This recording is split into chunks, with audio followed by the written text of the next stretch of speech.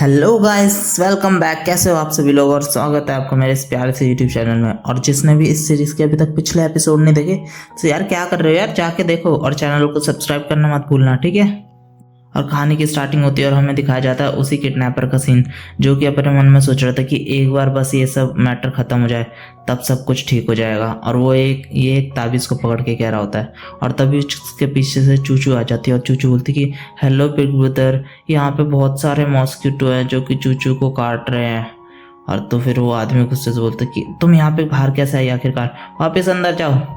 और वैसे भी हम जंगल के बीचों बीच कहीं पे, तो यहाँ पे मच्छर वगैरह तो होंगे ही ना, इसमें इतना ज़्यादा डेलिकेट होने की क्या ज़रूरत है। और वैसे भी बच्चों को इतना ज़्यादा नहीं होना चाहिए, थोड़ा हार्ड होना चाहिए उन्हें। सो चूचू से बताते कि नहीं, मैं कोई डेलिकेट पर्सन नहीं हूँ। वैसे भी जो मेरी मॉम थी, वैसे भी मैं अपनी मॉम के साथ अपने गांव में छोटे से घर में रहती थी जहाँ पे गर्मियों में बहुत सारे मच्छर हो जाते थे। पर पता है क्या, मेरी मॉम जो थी ना, वो पूरी रात भर पंखा लेके मेरे पे पंखा करते रहती थी ताकि मेरे को मच्छर वगैरह ना काटे। सो फिर किडनैपर उससे पूछता है चूचू से, क्या क्या तुम कोई रिच किड वगैरह नहीं हो क्या। सो चूचू बोलती कि रिच किड नहीं, मेरी फैमिली तो रिच किड नहीं है, पर हाँ जो मेरे अंकल है ना वो थोड़े बहुत रिच ज़रूर है।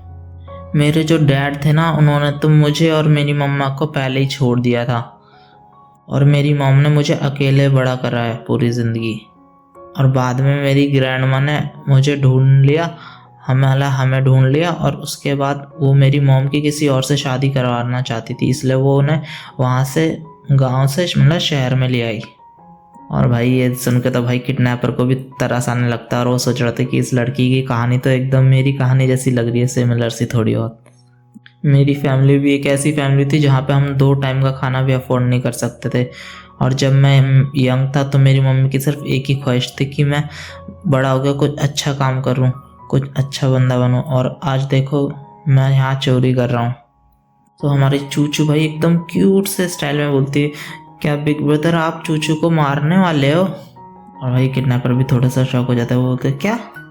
चूचू बोलती कि कोई बात नहीं बिग ब्रदर, अगर आप चूचू को मारना चाहते तो आप मार देना, पर आप ना मेरी बॉडी को अच्छे से छुपा देना ताकि मेरी मम्मा मुझे ढूंढ ना पाए, ताकि वो मेरी वजह से कभी रोए ना। भाई यार इतनी क्यूट से स्टाइल में बोल रही है। और जब आपको रैंसम मनी मिल जाए ना, तब आप अपनी मम्मा के लिए भी न्यू क्लोथ्स और गिफ्ट्स लेके जाना, तो आपकी मम्मा भी काफ़ी ज़्यादा खुश हो जाएगी। क्योंकि मेरी मम्मा कहती है ना कि पैसा कमाने में बहुत ज़्यादा मुश्किल है पैसा कमाना, और पैसा कमाने में बहुत ही ज़्यादा हार्ड वर्क लगता है। और अगर मेरी मौत से आपकी मम्मा की लाइफ बेटर हो सकती है तो चूचू इसके लिए कोई भी माइंड नहीं करेगी। और भाई यार वो किडनैपर को भी रोना चाहता है यार, अरे यार ये किड कितनी सेंसेबल है। और वो सोच रहा था कि मैं इस बच्चे को बिल्कुल भी नहीं मारना चाहता, बट द रैंसम जो है वो अमाउंट इतना बड़ा है 10 मिलियन का। सो भाई फिर भाई किडनैपर बोलता है कि चलो बच्चे तुम जाके अंदर बैठो, यहाँ पे वैसे भी काफ़ी ज़्यादा मच्छर है, अंदर थोड़े कम मच्छर होंगे। तो चूचू बोलती है अच्छा ठीक है ओके। और चूचू वहाँ से जा रही होती है और बोल रही होती है कि बिग ब्रदर आपको भी जल्दी से जल्द सो जाना चाहिए वैसे भी। और भाई किडनैपर बोलता है हाँ पक्का। और चूचू मन में सोच रही होती कि ये दिखने से भले ही थोड़ा शैतान लग रहा है, पर ये अपनी मम्मी का दिया हुआ ताबीज़ अभी तक पहने हुआ है, जो कि इसकी माँ ने इसे पक्का लकी चार्म में दिया होगा। और माँ का प्यार जो है वो ऐसा प्यार है कि जो किसी को भी वीक बना सकता है वैसे भी। और भाई एकदम शातिर अंदाज में बोल रही होती है भाई चूचू। और अब मैं इतना तो पक्का हो चुकी हूँ कि अब ये मुझे तो मारने नहीं वाले, इतनी सिंपैथी मैंने इसके मन में जगा दी है। और मेरा अगला कदम है कि अब मैं इनसे डील करने के लिए एक अलग रास्ता बनाऊँ। और चूचू वहाँ से जा ही रही होती कि भाई उतने में भाई दूसरा आदमी भी उसे देख लेता और बोलता है कि तुम इतनी रात में कहाँ जा रही हो, क्या तुम्हें सच में लगता है कि तुम यहाँ से भाग सकती हो।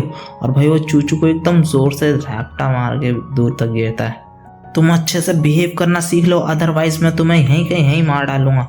और भाई चूचू दूर जाके गिरती है और चूचू भाई फिर से भाई रोते हुए बोल रहे थे चूचू यहाँ से भागने की कोशिश नहीं कर रही थी अंकल।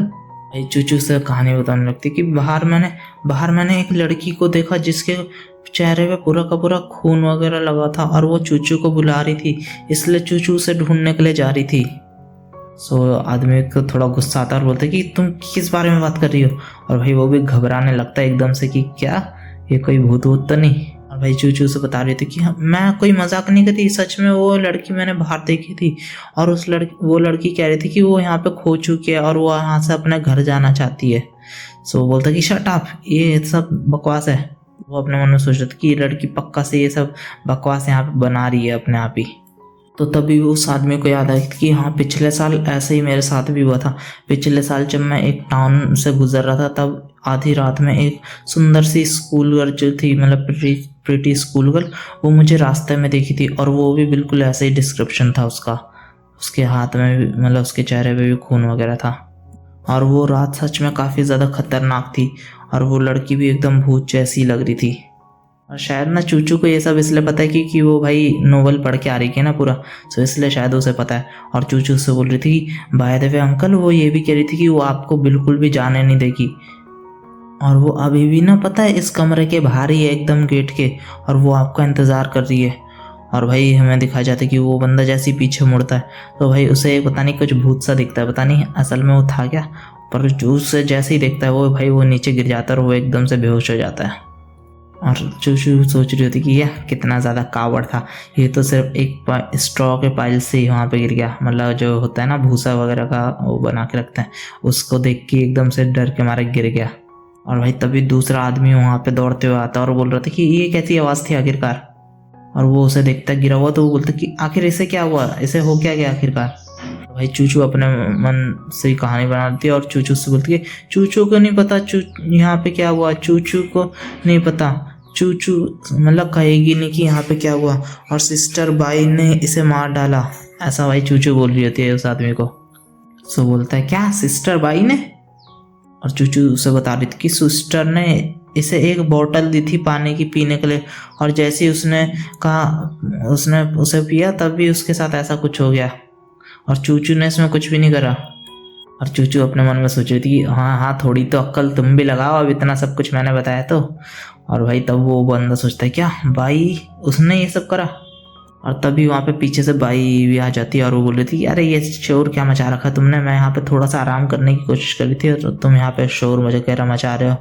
और भाई जब बाई वहाँ पे आती है तो भाई उसे बाई पानी की बोतल ऑफर करती कि अरे ये तुम पानी पी के देखो ज़रा, यहाँ पे वैसे भी पूरी रात यहाँ पे बिना पानी के बहुत ज़्यादा मुश्किल होगा, तो तुम ये लो पानी की बोतल और ये पानी पी लो। और भाई उस बंदे को तो यही लगता है कि इस पानी में भी जा रहा, और वो सीधा उस बोतल से ही भाई बाई के चेहरे पे मारता है और उसका थोपड़ा बिगाड़ देता है और बोलता है क्या तुम्हें क्या लगता है कि मैं क्या कोई इडियट वगैरह हूँ क्या, तुम मुझे ये पानी में जहर मिला के देना चाहती हो और तुम मुझे यहाँ पे मार दोगी ताकि सारा का सारा जो भी पैसा आएगा वो सारा तुम और बिग ब्रदर अकेले रख सके हैं।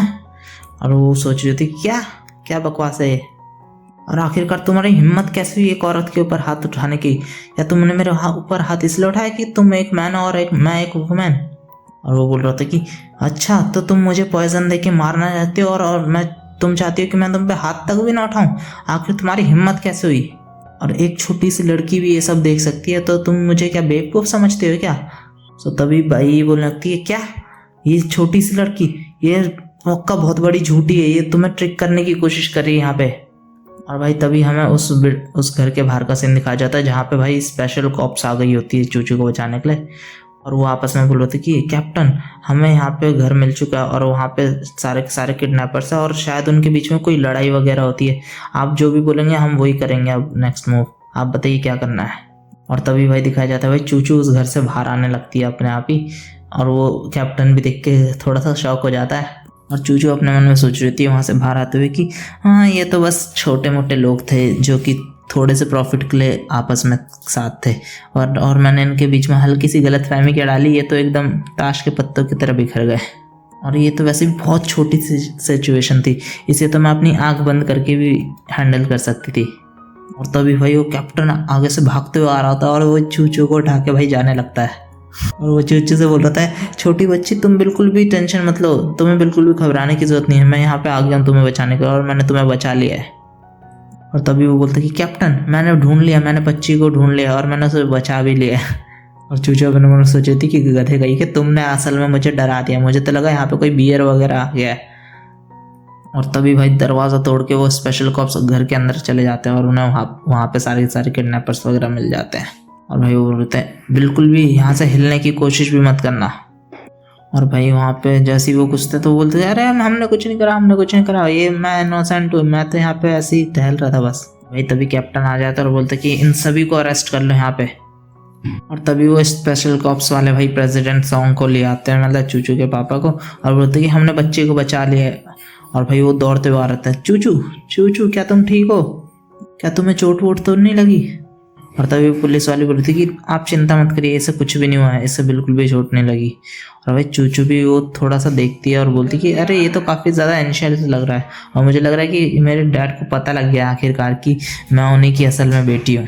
और भाई चूचू भाई मजाक बनाने के लिए बोलती है हेलो अंकल सॉन्ग, और क्या आप इन सब लोगों को लेके आए हैं अंकल सॉन्ग ताकि वो चूचू को बचा सके, अगर हाँ तो थैंक यू। और भाई सॉन्ग भी अपने मन में सोच रहे थे कि कितना ज़्यादा दिल दुखा देने वाला लगता है अपनी बच्ची से अंकल अंकल सुनना। और वैसे भी कोई बात नहीं, अभी चूचू थोड़ा मेंटली अनस्टेबल हो सकती है, तो इसलिए मैं जब सही वक्त आएगा तब चूचू को बता दूंगा कि मैं ही उसका रियल फादर हूँ। और तभी भाई सॉन्ग पूछने लगता है चूचू क्या तुम्हें पता है कि तुम्हारे डैड किधर है। सो चूचू बोलती है डैड, हाँ मुझे पता है, ऑफ कोर्स मेरे डैड कहाँ पे है। सो चूचू बोलती है कि मेरे डैड, हाँ मुझे पता है ना मेरे डैड कहाँ है, मेरे डैड जो है ना वो भगवान के पास है। और भाई ये सुन के तो भाई सॉन्ग के ऊपर एकदम से बिजली गिरती है और वो सोचता है कि क्या तुम्हारे डैड मर चुके हैं, ये बकवास इससे पक्का मानसी ने करी होगी। और तभी चूचू बोलती कि हाँ मेरी मॉम ने कहा था, मेरे जो डैड थे ना वो सबसे बेस्ट डाइवर थे, तो इसलिए वो 5 साल पहले डाइविंग करने गए थे और वो अभी तक वापस नहीं आए, तो इसका मतलब तो मुझे तो यही लगता है कि मेरे डैड जो है वो अभी तक डेड हो चुके हैं। और चूचू अपने मन में सोच रही थी कि अब आया ना मज़ा, जैसे तुमने मुझे तड़पाया था अब मैं भी वैसे ही बदला लूँगी एकदम, क्यों मज़ा आ रहा है ना। और चूचू मन में सोच रही थी कि वह तुम्हारे पास तो एक चांस था कि तुम मुझे अपनी बेटी बना सको, पर तब तो तुमने बहुत ज़्यादा नखरे करे और मतलब तुमने मेरी मॉम को छोड़ दिया, और अब तुम चाहते हो कि मैं इतना आसानी से मान लूँ कि तुम मेरे डैड हो। अब तुम्हें थोड़ा सबक तो सिखाऊंगी ना। और भाई उसका तो दिल एकदम दर्द करने लगता है भाई हमारे सॉन्ग का। और तभी भाई घर का सीन दिखाया जाता है और जहाँ पे भाई चूचू एकदम दौड़ते हुए जा रही होती है और बोलती है मम्मा मैं वापस आ गई। और भाई मानसी भी चूचू को गले लगा के बोल रही थी चूचू थैंक गॉड तुम सही हो बिल्कुल, अच्छा तुम्हें कुछ भी नहीं हुआ। और मानसी बोल रही थी चूचू ये सब मेरी गलती है, मैंने तुम पे अच्छे से नज़र नहीं रखी और इसलिए तुम्हारे साथ ये सब हुआ। तो चूचू बोल रही है मम्मा आपको रो क्यों रहे हो, मेरे साथ तो कुछ भी नहीं हुआ, मैं बिल्कुल ठीक हूँ। तो भाई सॉन्ग बोल रहा था मानसी चूचू अभी अभी वापस आई है तो वो काफ़ी ज़्यादा भूखी होगी, तो तुम उसके लिए जाके कुछ प्रिपेयर कर दो ताकि वो खा के सो सके।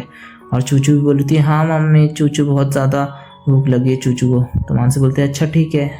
और भाई मानसी का भाई सोच रहा था कि आखिर ये चल क्या रहा है, और वो सोच रहा था कि इसके मन में कुछ पक्का बुरा ही चल रहा होगा, मैं तो जानता भी नहीं, और ये अचानक से यहाँ पे आ गया और हमारी ऐसे मदद करने लगा, इसके मन में कोई कुछ बुरी चीज़ तो नहीं चल रही। और भाई किड भी वहीं पे होता है और किड बोल रहा था अब चूचू वापस आ चुके, तो चूचू क्या तुम केक खाना चाहोगी। तो बोलती हाँ मैं खाना चाहूँगी। तो बोलता है अच्छा ठीक है मैं अभी लेके आता हूँ। और भाई हमें चैंग दिखाया जाता है जो कि भाई फ़ोन पे बात कर रहा होता है, जो कि किसी से फ़ोन पे बात कर रहा था और बोल रहा था कि आखिर आप किडनैपर्स कहाँ पे है। और भाई उसका जो सामने से बंदा होता है वो बता रहा था कि जो हमने किडनैपर्स पाए हैं वो आपस में ही लड़ रहे थे पता नहीं क्यों, और वो काफ़ी ज़्यादा बुरी हालत में हमें मिले हैं। हमें तो लग रहा है कि ये जो रैंसम मनी होने वाला था उसके चक्कर में आपस में भिड़ गए और ये सब हुआ। तो चैंग बोलता कि हाँ मैं समझ गया, तो तुम्हें पता है ना अब उनसे कैसे डील करना है। और भाई मुझे लग रहा है ना अब चैंग को भाई सब कुछ पता लग गया है कि भाई क्या क्या सीन है, चूचू भी इस वर्ल्ड की नहीं है ये सब वगैरह, क्योंकि वो अपने मन में सोच रहा था कि अब मैं समझ चुका हूँ पक्का तुम्हारी इंटेलिजेंस को देख के कि तुम 5 साल की छोटी सी बच्ची वगैरह तो नहीं हो। और भाई चूचू भाई सामने बैठ के खाना वगैरह खा रही होती है आराम से मज़े में एकदम। और जब वो खाना खा रही होती है भाई चैंग भाई उसकी एक फ़ोटो लेने की फ़ोटो ले रहा होता है, और भाई चूचू भी उसे देख लेती है। और चूचू अपने मन में सोच रही थी कि 1 सेकेंड, क्या तुम 1 सेकेंड के लिए रुक नहीं सकते, अभी अभी तो मैं वापस आई हूँ और तुम अभी भी मेरी मॉम के पीछे पड़े हो, तुम मेरी मॉम के प्रति अपना अफेक्शन बिल्कुल भी कंट्रोल नहीं कर पा रहे क्या। और वैसे भी मेरे रियल डैड भी यहाँ पे है और तुम उनके सामने मेरी मम्मा की सीक्रेट फ़ोटो ले रहे हो, वाह क्या डेयरिंग है। और भाई उसे तो पता नहीं कि वो उसकी फ़ोटो ले रहा है यार। तो उस मानसी बोलते कि चूचू चलो अब बहुत हो गया, तुमने खाना खा लिया ना, अब चलो जाके तुम थोड़ा फ्रेश हो जाओ और उसके बाद सो जाओ, कल तुम्हें किंडरगार्टन जाने की भी कोई ज़रूरत नहीं है, तुम आराम से घर पर आराम कर सकते हो ठीक है। और भाई जब किंडरगार्टन नहीं जा रही तो भाई पीछे से भाई सॉन्ग बोलता कि कल चूचू अगर फ्री है तो क्या मैं यहाँ पे वापस आ सकता हूँ और चूचू के साथ टाइम स्पेंड कर सकता हूँ ताकि मैं चूचू के साथ खेल सकूँ। और मानसी बोलती क्या लेकिन और भाई मानसी को भी शक होता है, क्या सॉन्ग को पता तो नहीं लग गया कि चूचू असल में उसकी और मेरी बेटी है? क्या सॉन्ग ने अभी चूचू की रियल आइडेंटिटी पता कर ली? तो भाई मानसी जो होती है भाई वो चूचू से पूछते है, चूचू क्या तुम अंकल सॉन्ग के साथ खेलना चाहती हो?